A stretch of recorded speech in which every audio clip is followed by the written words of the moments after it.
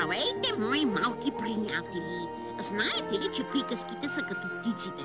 Прилитат граници и цели държави дори. Затова една и съща приказка може да я чуете в много страни. Днес ще ви разкажа една такава крилата приказка. Слушайте. Живяла някога една сърдита принцеса. Какво ли не правил царят, нейният баща да я разсмее, но тя продължавала да се мръщи. Накрая царят се принудил да издаде заповед. Който разсмее принцесата, ще се ожени за нея. Разгласили заповедта в цялото царство. Добре, че сте тук, синове мои. Нали знаете, че съм болен? Трябва да идете в гората за гъби. Дояла ми се е гъбена чорба. Точно сега ли? Днес имаме наша работа, тате! Каква работа? Ами, по-важно от гъбената чорба. Ти не чули, тате? Царския глашатай мина преди малко през селото ни. Така ли? И какво каза? Чухте ли царската заповед? Който разсмее принцесата, ще се ожени за нея и ще получи половината царство. Да, принцесата от месеци била тъжна и почти се разболяла. Да? И какво от това? Ами, ние, тате. Ще отидем в двореца да разсмеем принцесата, нали сме умни и хубави? Затова нямаме време да ходим в гората за гъби. Тогава, тате, аз ще ида в гората. Я трябва да келеш. Ще вземеш да се изгубиш в гората, после да те търсим. Само това ни липсва. Кажи му, тате, кажи му. Щом вие не можете, малкият ви брат ще иде в гората. Тате, ти да не си мислиш, че ние не искаме да ти наберем гъби? Винаги сме готови да помогнем, но сега, нали разбираш, бъдещето ни е по... Айде, синко, вземи турбичката с храната и върви. Там му е мястото, като няма мозък да разсмее принцесата. И аз стига си дрънкал. По-добре да измислим ние как ще я разсмеем. Аз мисля, че принцесата е много глупава. Има си всичко, а се мръщи. На какво се мръщи? Дворецът и дворец, слугите и слуги, баща и цар. А тя, да се бях родил принц.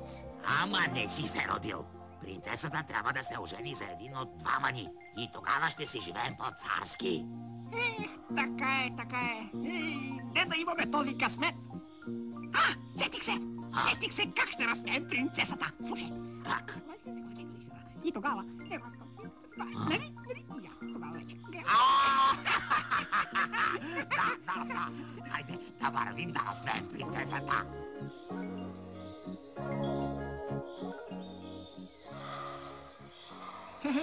Скоро валя дъжд, а това означава, че са поникнали много гъби. Нали гъбите никнат след дъжд? Ето една. Я? Къде? Ето тук. Ето още една. Здрасти, бате! Здравей! Дай ми нещо да си хапна. Гладен ли си, а? Много съм гладен, умирам от глад, бате. Аз мислех да хапна, щом събера достатъчно гъби, но заради теб ще хапнем сега.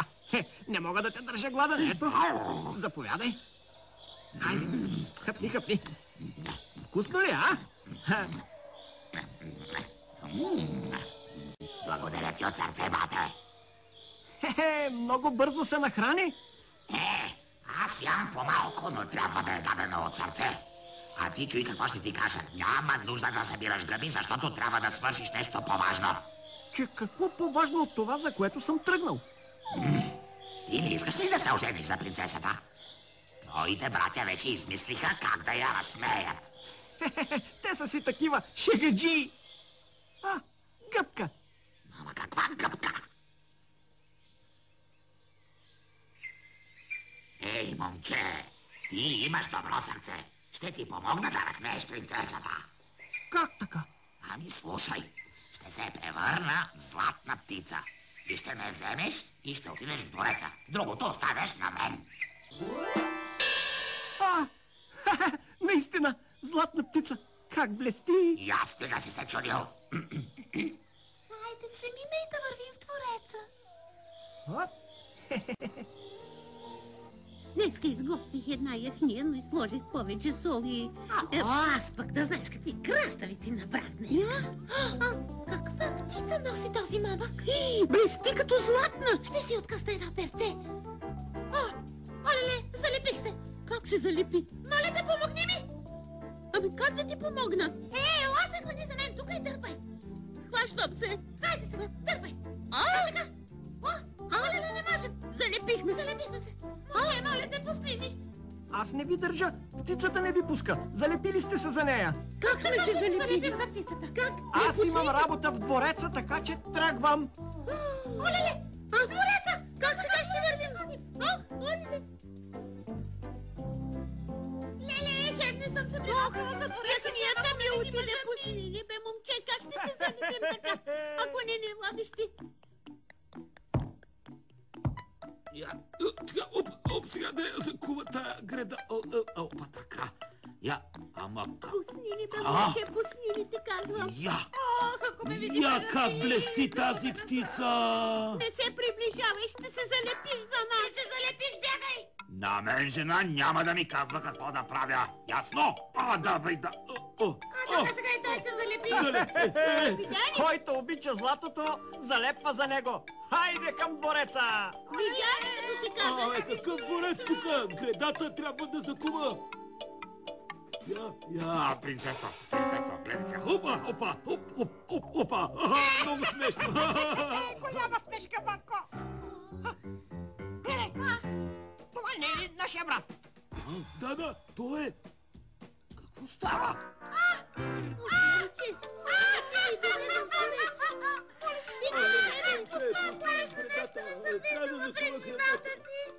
Искам да видя тази мамък! Леле, колко е смешно! Искам да видя тази мамък, след когато вървят толкова много хора! Ваше височество, донесох ви тази птица. Да,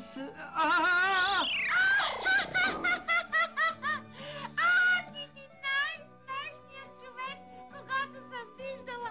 Татко, тате, ще се омъжа за него. Това е най-смешният човек. Не можеш да се омъжиш за него. Защо, тате? Ами, така. Хайде, момко, благодаря ти, че разсмя принцесата, но тръгвай. Но, Ваше Величество... Тръгвай си. Тате, какво правиш? Няма тате. Няма да ми противоречиш. Той е голтак. Искало му се да става цар. Тогава пак ще се намръщя. Ама аз съм много доволен, че се разсмя момичето ми. Знаех си. Кой съм аз, че да се оженя за принцесата? А и птицата отлетя... Тук съм. И какво като си тук? Изгониха ме от двореца. Всичко видях. А ти искаш ли да се ожениш за принцесата? Ами сега, като я видях, много ми хареса и я разсмях. Ясно, тръгвай с мен. Къде? Как къде? Връщаме се в двореца. Момче. Вкусно.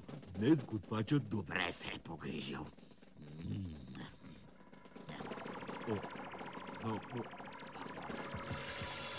Става. Приготви се за последното си желание, царю. Ама защо? Нищо лошо не съм направил. Защо не изпълняваш обещанията си? Защо не омъжи дъщеря си за онзи момък, който я разсмя? Ама аз... Мок, няма да те слушам. Тръгвай с мен. Милост! Ще ги оженя. Още днес. Веднага. И сега ще ги оженя. Добре, ще те пощадя този път.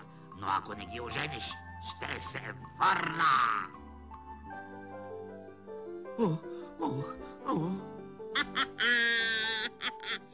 Царят толкова се изплашил, че веднага повикал момък и вдигнали голяма сватба.